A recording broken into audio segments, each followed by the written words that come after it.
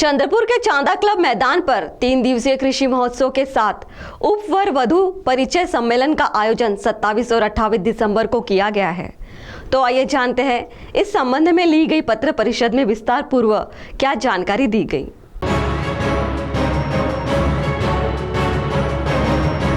चंद्रपुर में 3 दिवसीय कृषि महोत्सव का आयोजन किया गया है। साथ ही 27-28 को उप वर वधु परिचय सम्मेलन का भी आयोजन किया गया है।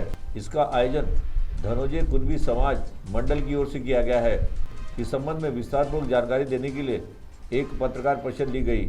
इस पत्रकार परिषद में एडवोकेट पुरुषोत्तम सातपुते, श्रीधर मालेकर, विलास माथनकर, अतुल देऊलकर, विनोद पिंपल शेंडे, अरुण मालेकर, भाऊराव झाड़े, सुधाकर काकड़े, प्राध्यापक अनिल डहाके, प्राध्यापक नामदेव मोरे, रंजीत डवरे, सुधाकर जोगी, देवराव सोनपित्रे, नीलकंठ पावड़े उपस्थित थे।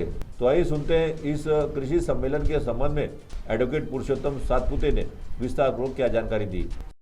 मी धनोजय कुंभी समाजाचा अध्यक्ष ॲडव्होकेट PM सातपुते, माझ्यासोबत माझे सहकारी या मेळाव्याचे प्रमुख श्रीधरराव मालेकर आहेत।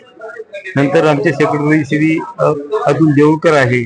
या मेळाव्याचे सचिव श्री माथनकर आहे। आम्ही 3 दिवसीय कृषी महोत्सव आणि वधूवर परिचय मेळावा घेत आहोत चंद्रपूरला। हा मेळावा आता क्लब ग्राउंड मध्ये आयोजित केलेला आहे। यामध्ये आमच्या समाजातील जे काही वधूवर आहे यांची एक आम्ही पुस्तका प्रकाशित करत आहोत। या कार्यक्रमासाठी माननीय प्रतिभाताई धानोरकर आपल्या जिल्ह्याच्या खासदार यांच्या हस्ते उद्घाटन होणार आहे।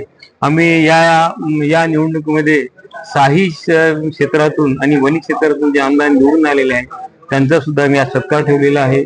एक आम्ही सरपंच परिषद ठेवलेली आहे आणि त्या परिषदेतून आम्ही सरपंचाच्या समस्या काय हे सांगणार आहोत।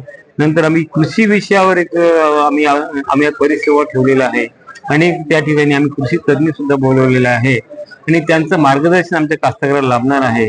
आणि शेती करणं किती डिफिकल्ट आहे आणि शेती जी आहे त्यांनी उद्योग म्हणून करावा हा आम्ही संदेश त्याच्यामध्ये देणार आहोत। ज्येष्ठाचा आम्ही जो आहे या ठिकाणी 28ला 29ला जो आहे सत्कार ठेवलेला आहे। 75 वर्षाचे वरील जे ज्येष्ठ आहेत त्यांचा आम्ही संपूर्ण या ठिकाणी सत्कार करणार आहोत। त्यांच्या आशय जीवनामध्ये एक नवीन उमेद निर्माण करण्याचा आमचा प्रयत्न आहे। आणि अनेक सायंकाळी जे आहे ते सांस्कृतिक कार्यक्रम आहे। सांस्कृतिक कार्यक्रमामध्ये आमच्या समाजातील जे गट आहे त्यांचे संपूर्ण कार्यक्रम या ठिकाणी होणार आहे। त्यामुळे आपण सर्वांनी या कार्यक्रमात यावं आणि आम्हाला सहयोग करावा ही विनंती। CTV के लिए हमारे प्रतिनिधि वैभव यारकर की रिपोर्ट।